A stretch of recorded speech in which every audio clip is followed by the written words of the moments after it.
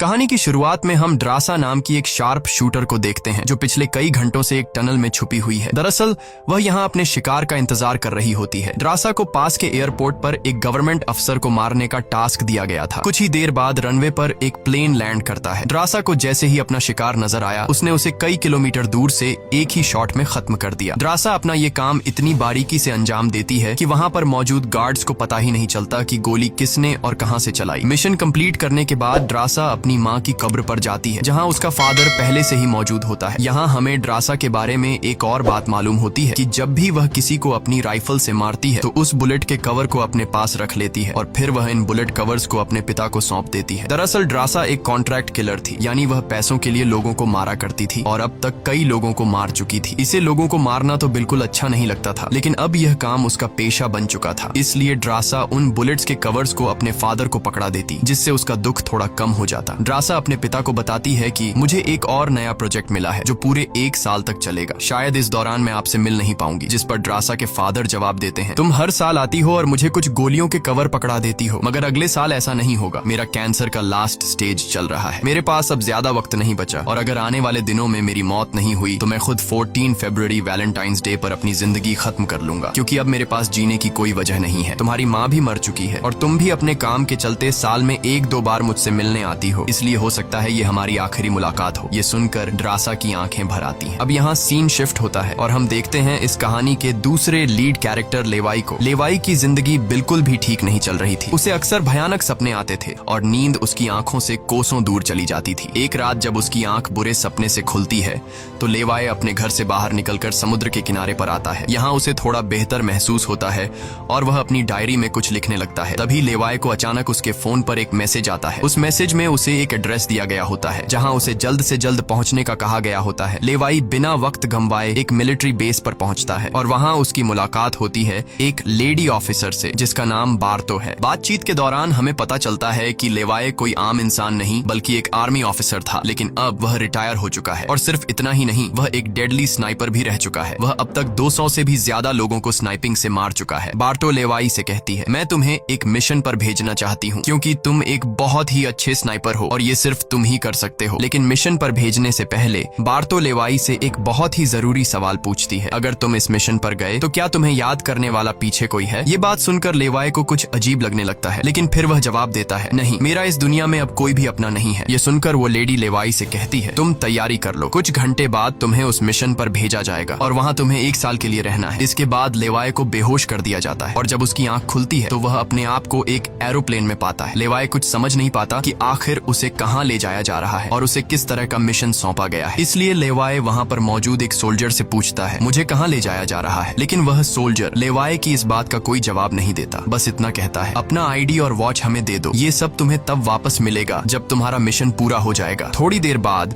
वो सोल्जर उसे बताता है, अब तुम्हारा प्लेन से उतरने का वक्त आ चुका है। कुछ ही मिनटों में हम नो फ्लाइंग जोन एरिया में एंटर करने वाले हैं। यहाँ से आगे जाने की हमें परमिशन नहीं है। बस वो सिर्फ इतना बताता है कि नीचे उतरने के बाद तुम्हें अकेले 32 किलोमीटर नॉर्थ की तरफ पैदल जाना होगा, तब तुम अपनी मिशन वाली जगह पर पहुंच जाओगे। लेकिन लेवाई के दिमाग में अब भी एक ही बात चल रही थी। वो फिर से उस सोल्जर से पूछता है, आखिर हम जा कहाँ रहे हैं? इस पर सोल्जर जवाब देता है, मुझे इस सवाल का जवाब देने का परमिशन नहीं है। मेरी वर्दी में एक माइक्रोफोन लगा हुआ है। अगर मैंने तुम्हें इस जगह के बारे में बताया तो मुझे नौकरी से निकाला जा सकता है या फिर मारा भी जा सकता है। यह बात सुनकर लेवाई के गले में सांसें अटक जाती हैं। इसके बाद उसे एक पैराशूट दिया जाता है और प्लेन का दरवाजा खुलते ही लेवाई कूद जाता है और सेफली लैंडिंग करता है। लेकिन असली गेम तो अब शुरू होता है। 32 किलोमीटर की दूरी उसे पैदल तय करनी थी। लेवाई को पैदल चलते चलते 2 दिन बीत जाते हैं और 2 दिनों का लंबा सफर तय करने के बाद फाइनली वो उस जगह पर पहुंच जाता है। वो देखता है कि ये एक बहुत ही सुनसान इलाका है जहां इंसान तो दूर बल्कि उससे परिंदे भी नहीं दिखाई देते। तभी उसकी मुलाकात जेडी नाम के एक आदमी से होती है। जेडी 1 साल तक यहाँ मिशन पर था, अब उसकी ड्यूटी खत्म हो चुकी है, इसलिए अब लेवाई उसकी जगह संभालेगा। जेडी लेवाई को एक वॉच टावर की तरफ ले जाता है। टावर के टॉप पर पहुंचने के बाद लेवाई को अब भी समझ नहीं आ रहा था कि उसे यहाँ क्या काम करना है। यही सवाल जब वो जेडी से पूछता है तो जेडी जवाब देता है, यहाँ एक बहुत ही गहरी खाई है जिसे गॉर्ज नाम दिया गया है। ये एक बहुत ही मिस्टीरियस और गहरी खाई है जिसके बॉटम तक आज तक कोई भी नहीं पहुंच पाया। तुम्हारा काम बहुत ही सिंपल है, तुम्हें इस खाई की पहरेदारी करनी है। इसके बाद वो लेवाई को यहाँ के स्ट्रिक्ट रूल्स बताता है। वह कहता है, तुम यहाँ से बाहर महीने में एक ही बार हेडक्वार्टर फोन कर सकते हो, चाहे कुछ भी हो जाए।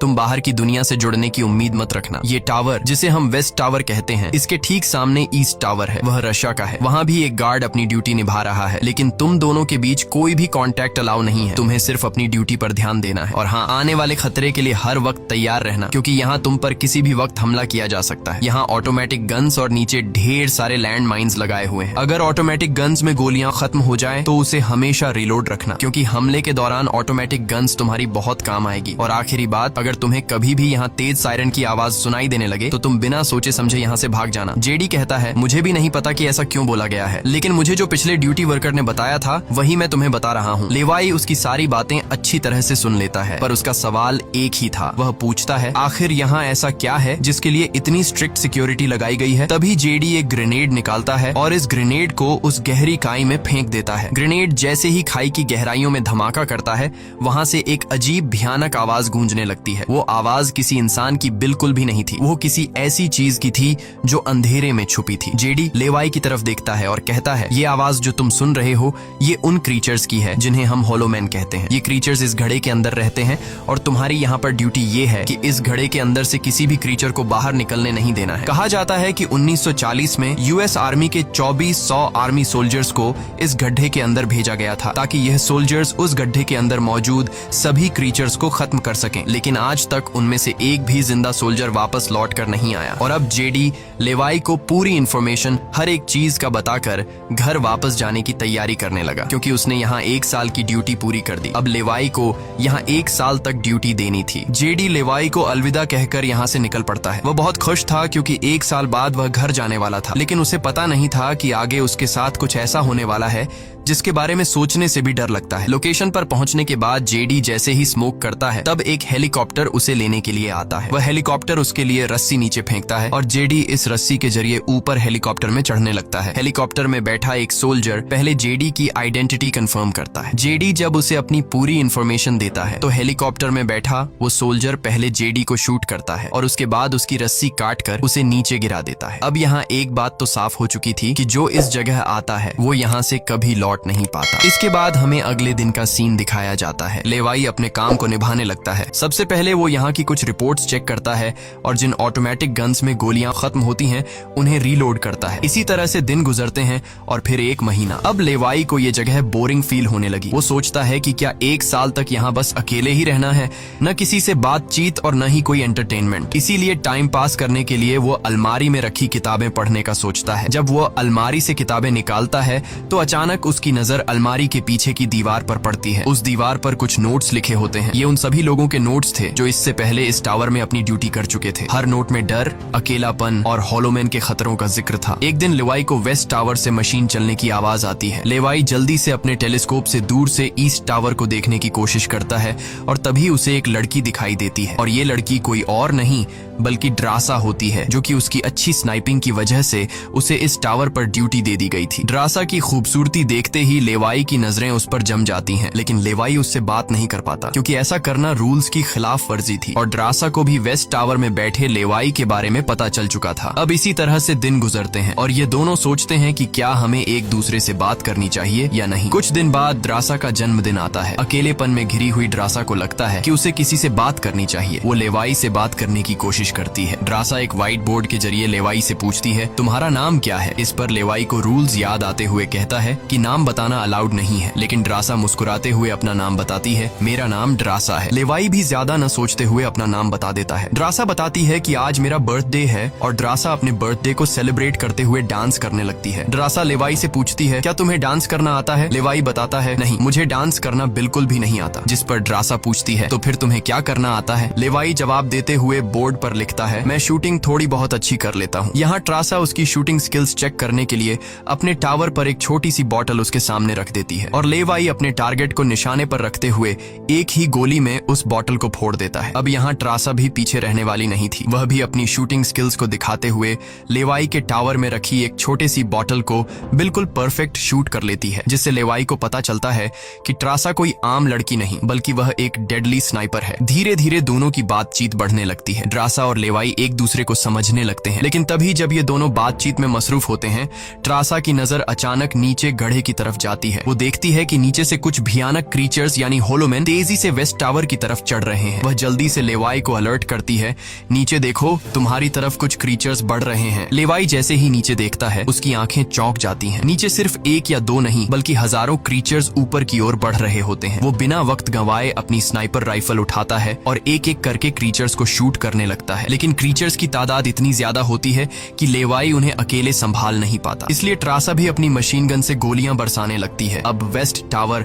यानी ट्रासा की तरफ भी क्रीचर्स बढ़ने लगे। ये दोनों अपनी अपनी साइड से इन क्रीचर्स को मारने लगते हैं, लेकिन तभी लेवाई देखता है कि एक क्रीचर ऊपर ट्रासा के टावर तक पहुंच चुका है और वह क्रीचर जैसे ही ट्रासा पर हमला करने वाला होता है तो लेवाई ईस्ट टावर से अपनी जबरदस्त स्नाइपिंग स्किल्स का इस्तेमाल करते हुए उस क्रीचर को मार गिराता है। अब लेवाई और ट्रासा दोनों को एहसास हो जाता है कि इस खतरनाक जगह में अगर जिंदा रहना है तो उन्हें मिलकर लड़ना होगा। सब कुछ संभालने के बाद ट्रासा बताती है, ये मेरी लाइफ का सबसे बेस्ट बर्थडे था। अगली सुबह लेवाई नीचे लगी लैंड माइंस को ठीक करता है और ऑटोमेटिक गन को रीलोड करता है। तभी अचानक खाई के अंदर से एक ड्रोन निकलता है। वो ड्रोन कुछ सेकंड्स तक लेवाई की तरफ देखता है। ड्रोन अजीब तरीके से स्कैन करता है। ये देखकर लेवाई हैरान रह जाता है और उसे कुछ समझ नहीं आता कि ये ड्रोन क्यों और किसके लिए भेजा गया था। इस तरह से दिन गुजरते हैं और फिर महीने। इन दोनों की आपस में दोस्ती होने के बाद अब उनके दिन अच्छे गुजर रहे थे और अब उन्हें अकेलापन बिल्कुल भी महसूस नहीं होता था। पर एक दिन ट्रासा बहुत ज्यादा सैड होती है क्योंकि आज 14 फेब था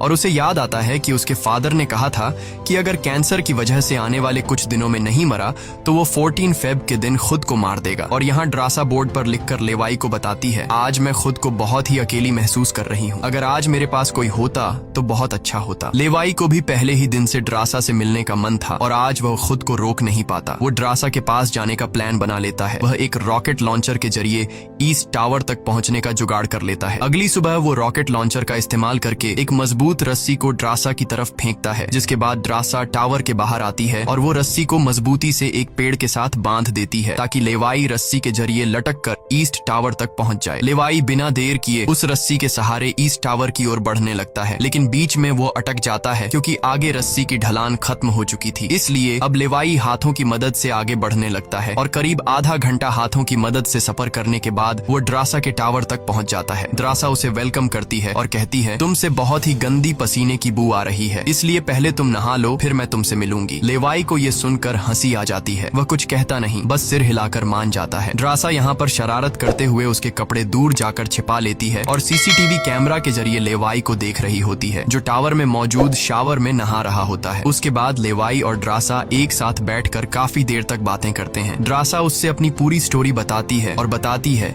कि अब इस दुनिया में मेरा कोई नहीं रहा, सिर्फ मेरे फादर जिंदा बचे थे, पर कल के दिन उसने भी खुद को मार दिया होगा। यहाँ लेवाई भी ट्रासा को रात में आने वाले भयानक सपने और अपने उन दिनों के किस्से सुनाता है जब वो यूएस आर्मी में था। इस तरह से बातें करते करते रात हो जाती है। ड्रासा यहाँ एक सॉफ्ट म्यूजिक लगा लेती है। ये दोनों म्यूजिक की धुन पर डांस करने लगते हैं। इसी डांस के दौरान वो एक दूसरे के करीब आने लगते हैं और उनके बीच रोमांस होने लगता है। कुछ देर बाद लेवाई ड्रासा की तरफ देखकर एक मुस्कान के साथ कहता है, मैंने तुम्हारे लिए एक शायरी लिखी है, जब हम यहाँ से निकलेंगे तभी मैं तुम्हें वो शायरी दूंगा। अगले दिन लेवाई को वापस अपने वेस्ट टावर लौटना था। वह ड्रासा को अलविदा कहता है और रस्सी के सहारे वेस्ट टावर की तरफ चलना शुरू कर देता है। ड्रासा भी उसे जाते हुए देखती रहती है, लेकिन तभी हम देखते हैं कि कुछ क्रीचर्स ऊपर टावर की तरफ बढ़ रहे हैं, जिनमें से एक क्रीचर वहां लगे लैंड माइन से टकरा जाता है और एक जोरदार धमाका होता है। लैंड माइन के फटने से जो उसके लोहे के पार्ट्स हवा में उड़ जाते हैं, उनमें से एक पार्ट रस्सी से टकरा जाता है, जिससे रस्सी टूट जाती है और वह तेजी से उस खाई में गिर जाता है। है। लेवाई को गिरते देखकर ट्रासा बिना सोचे समझे अपना पैराशूट उठाकर वह भी उस खाई में कूद जाती है। खाई की गहराई में गिरने के बाद ट्रासा पानी की तेज बहाव वाली नदी में बहने लगती है। वह किसी तरह करके नदी से बाहर निकलकर किनारे तक पहुंच जाती है। दूसरी तरफ लेवाई की किस्मत अच्छी होती है कि वो एक बड़े से पेड़ पर गिरकर लटक चुका था। इतनी ऊंचाई से गिरने के बाद उसे चोटें तो काफी सारी आ जाती हैं, पर उसकी जान बच जाती है। जैसे ही उसकी आंखें खुलती हैं, वो देखता है कि एक बड़ा कीड़ा उस पर हमला करने के लिए बढ़ रहा है। वो खुद को बचाने की कोशिश करता है, पर तभी पेड़ की लकड़ी टूट जाती है और लेवाई नीचे पेड़ की जड़ों पर गिर जाता है। नीचे गिरते ही पेड़ की जड़ों ने उसे अपनी गिरफ्त में लेने लगती है और लेवाई को जकड़ लेती है। उससे पहले कि ये जड़ें लेवाई को मार देती, वहाँ ट्रासा पहुंच जाती है। वो जल्दी से चाकू निकालकर इन जड़ों को काटने लग जाती है, जिससे लेवाई आजाद हो जाता है। इसके बाद लेवाई और ट्रासा चारों ओर देखने लगते हैं। हर तरफ सन्नाटा और डर का माहौल छाया होता है। तभी अचानक पेड़ों की आड़ से कुछ क्रीचर्स निकलकर उन पर हमला कर देते हैं। यहाँ उनके बीच एक बड़ी फाइट होने लगती है। लेवाई अपनी बंदूक संभालता है और पहली गोली सीधे एक क्रीचर के सर में मारता है। एक के बाद एक दोनों ने मिलकर दोनों क्रीचर्स को खत्म कर दिया। यहाँ लेवाई की नजर क्रीचर की डेड बॉडी पर पड़ती है। वह देखता है कि क्रीचर ने वही आर्मी वर्दी पहन रखी थी जो किसी जमाने में अमेरिकन सोल्जर्स की होती थी। ये देखकर लेवाई के रोंगटे खड़े हो जाते हैं। तभी उसे जेडी की वो बातें याद आती हैं, जब उन्होंने बताया था कि 1940 में 2400 सोल्जर्स के एक बड़े ग्रुप को इस खाई में भेजा गया था और वो सैनिक कभी वापस नहीं लौटे थे। उसके बाद लेवाई और ट्रासा एक अजीब भयानक सी जगह पर पहुंच जाते हैं। यहाँ का मंजर किसी बुरे सपने जैसा था। हर तरफ इंसानों के सड़े गले शरीर पड़े थे और सबसे अजीब बात यह थी कि इन शरीरों के अंदर से पेड़ पौधे उग आए थे। ऐसा लग रहा था जैसे कोई जानलेवा वायरस ने इस जगह को अपनी गिरफ्त में ले लिया हो। तभी अचानक पेड़ों के बीच से कुछ हलचल होती है। लेवाई और ट्रासा समझ जाते हैं कि क्रीचर्स एक बार फिर उनका पीछा कर रहे हैं। डर के मारे यह दोनों तेजी से भागने लगते हैं और एक टूटी फूटी चर्च में घुस जाते हैं। दरवाजा बंद करने के बाद सामने उन्हें एक अजीब सा नजारा दिखता है। हर तरफ इंसानों की लाशें पड़ी हुई थी। उनकी हालत देखकर ऐसा लग रहा था जैसे उन्होंने खुद अपनी जान ले ली हो ताकि इस वायरस से बच सकें। अचानक एक बड़ी मकड़ी ट्रासा के ऊपर कूद पड़ती है और ढेर सारी और भी मकड़ियां निकल आती हैं। ये मकड़ियां साइज में काफी बड़ी होती हैं। जैसे ही स्पाइडर उन पर हमला करता है, लेवाई और ट्रासा मिलकर उसे खत्म कर देते हैं। दूसरी तरफ चर्च का दरवाजा वो क्रीचर तोड़कर अंदर आ जाते हैं। लेवाई और ट्रासा अपनी जान बचाने के लिए उन पर फायरिंग शुरू कर देते हैं और जैसे तैसे करके उनसे अपनी जान छुड़ाकर चर्च से बाहर निकल आते हैं। तभी लेवाई की नजर सामने पहाड़ में बनी एक पुरानी सुरंग पर पड़ती है। वह दोनों फौरन उस सुरंग के अंदर घुस जाते हैं। अंदर जाकर उन्हें पता लगता है कि असल में यह एक पुरानी लैब है। यहाँ हर जगह टूटी फूटी कांच, मशीन्स और पुराने जंग लगे हुए कंटेनर्स पड़े थे। यहाँ लेवाई को एक पुराना डीवीडी कैसेट मिलता है। लेवाई डीवीडी को प्ले करता है और स्क्रीन पर एक लड़की नजर आती है। वह लड़की कहती है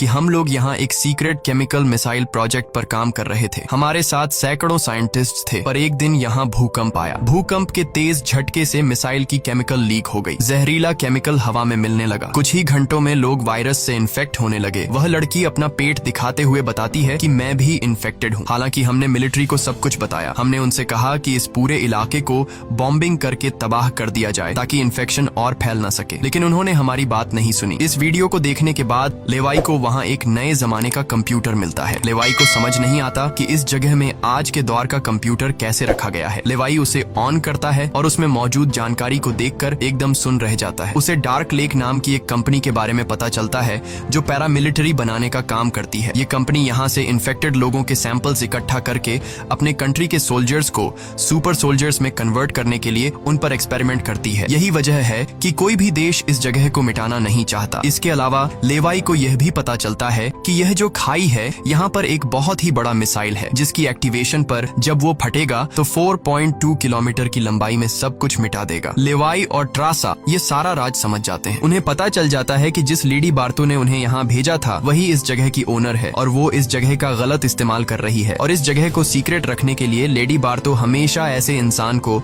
यहाँ पर ड्यूटी के लिए चुनती थी जिसका पीछे कोई पूछने वाला नहीं हो, और उस इंसान को यहाँ साल भर ड्यूटी करने के बाद मार दिया जाता, जिस तरह से जेडी को मार दिया गया था ताकि वो बाहर आकर दुनिया को इस जगह के बारे में नहीं बता सके। ये सब जानने के बाद जैसे ही ये दोनों वहाँ से निकलते हैं तभी एक घुड़सवार क्रीचर ट्रासा को रस्सी से जकड़कर अपने साथ ले जाता है। लेवाई ट्रासा की तलाश में यहाँ वहाँ भटकता है लेकिन उसे ट्रासा कहीं दिखाई नहीं दे रही थी। तभी लेवाई एक ऐसी जगह पर पहुँचता है जहाँ एक बड़ी मिसाइल रखी हुई थी। ये वही मिसाइल थी जिसके बारे में डार्क लेक कंपनी के कंप्यूटर से लेवाई को जानकारी मिली थी। लेवाई को सब कुछ साफ समझ आ चुका था। असल में वॉच टावर में पहले रह चुके लोग जब यह कहते थे कि अगर सायरन की आवाज सुनाई दे तो जितनी जल्दी हो सके यहाँ से भाग जाना चाहिए, वो दरअसल इस मिसाइल की ही बात कर रहे थे। दूसरी तरफ ट्रासा अब उस क्रीचर के कब्जे में थी। ट्रासा खुद को छुड़ाने की कोशिश करती है और जैसे तैसे करके वो खुद को छुड़ा लेती है। आजाद होते ही ट्रासा और क्रीचर के बीच फाइट छिड़ जाती है। लेवाई भी ट्रासा को ढूंढते ढूंढते वहां पहुंच जाता है और वह भी फौरन क्रीचर पर हमला कर देता है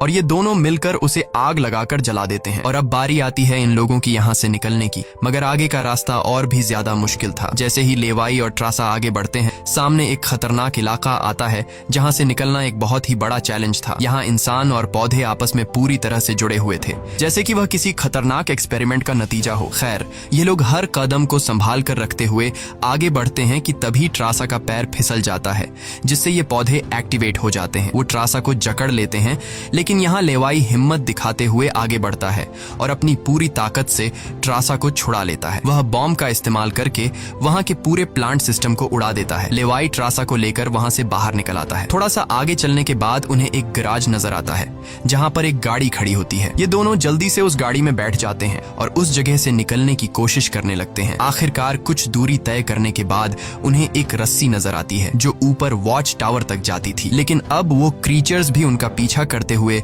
वहां तक पहुंच चुके थे। अब यहाँ रस्सी को हाथों से पकड़कर ये लोग अगर ऊपर चढ़ते तो ये क्रीचर्स इन्हें मार देते। इसलिए लेवाई समझदारी से काम लेते हुए जीप को रस्सी से बांधकर ऊपर चढ़ने लगते हैं। ये लोग जीप को इसलिए रस्सी से बांध लेते हैं ताकि ये दोनों जीप में बैठकर उनके हाथ क्रीचर्स के साथ लड़ने के लिए फ्री हों। वो क्रीचर्स उन पर हमला करते हैं और यहाँ उनके बीच एक बड़ी फाइट होती है, लेकिन वो क्रीचर्स तादाद में काफी ज्यादा थे, इसलिए वो इन पर भारी पड़ रहे थे। यहाँ लेवाई के दिमाग में एक आइडिया आता है। वह जीप की पेट्रोल टैंक इन क्रीचर्स पर लीक कर देता है, जिससे निकलने वाले तेल को आग लगाकर उन सभी क्रीचर्स को जला देता है और आखिर में ये लोग उस जीप की रस्सी काट कर उसे नीचे छोड़ देते हैं, जिससे वो सभी क्रीचर्स मारे जाते हैं। इस तरह से ये लोग फाइनली ऊपर चढ़ने में कामयाब हो जाते हैं। अब इन दोनों को पता चल चुका था कि अगर ये दोनों यहाँ साल भर ड्यूटी कर भी लें, तब भी आखिर में इन दोनों को मार दिया जाएगा। इसीलिए अब ये दोनों एक बड़ा फैसला करते हैं कि अब वो इस जगह की रक्षा नहीं करेंगे, बल्कि इस जगह को तबाह कर देंगे ताकि इनकी तरह कोई दूसरा सोल्जर यहाँ पर न फंस सके और इस जगह का गलत इस्तेमाल बंद हो जाए। ये सब करने के बाद ये दोनों यहाँ से दूर जाकर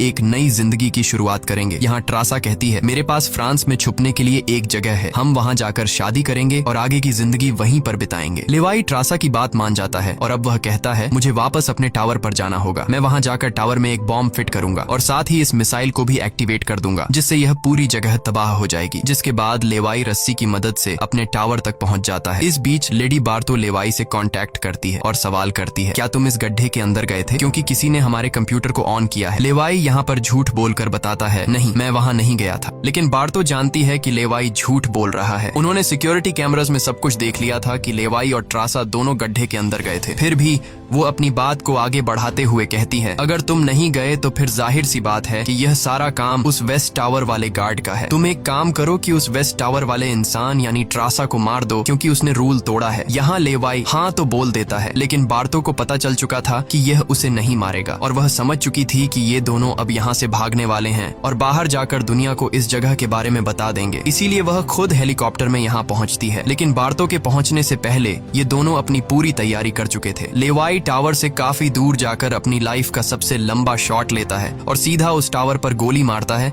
जो सीधा नीचे मिसाइल से कनेक्ट था, जिससे एक तेज सायरन बजने लगता है। अब उनके पास टाइम कम था। ये दोनों तेजी से भागने लगते हैं क्योंकि जब मिसाइल फटेगी तो वह 4.2 किलोमीटर के एरिया को तबाह कर देगी। लेवाई और ट्रासा दोनों पूरी ताकत से जंगल की ओर भागने लगते हैं। ट्रासा अपनी जान बचाते हुए उस जगह से काफी दूर निकल जाती है, लेकिन लेवाई के पैर में चोट आई थी जिससे वह तेज नहीं भाग सकता था। दूसरी तरफ बार्तो को भी यह समझ आ चुका था कि जल्द ही मिसाइल ब्लास्ट होने वाला है। ठीक इसी वक्त मिसाइल एक्टिवेट हो जाती है और एक बहुत ही बड़ा धमाका होता है जिससे पूरी खाई तबाह होने लगती है। यह ब्लास्ट इतना भयानक था कि उसके लपटने और झटके दूर तक फैल गए, जिसमें बार्तो का हेलीकॉप्टर भी उस धमाके की चपेट में आ जाता है और वह वहीं मारी जाती है। ट्रासा ने तो 4.2 किलोमीटर का फासला तय कर लिया था, लेकिन लेवाई उस धमाके की लपेट में आ जाता है और धमाके से आने वाली तेज हवा उसे पानी में गिरा देती है। दूसरी तरफ खाई लेवाई में सभी क्रीचर्स मारे जाते हैं। अब सिर्फ ट्रासा उस धमाके में जिंदा बच गई थी और वह एक ऊंची जगह पर खड़ी होकर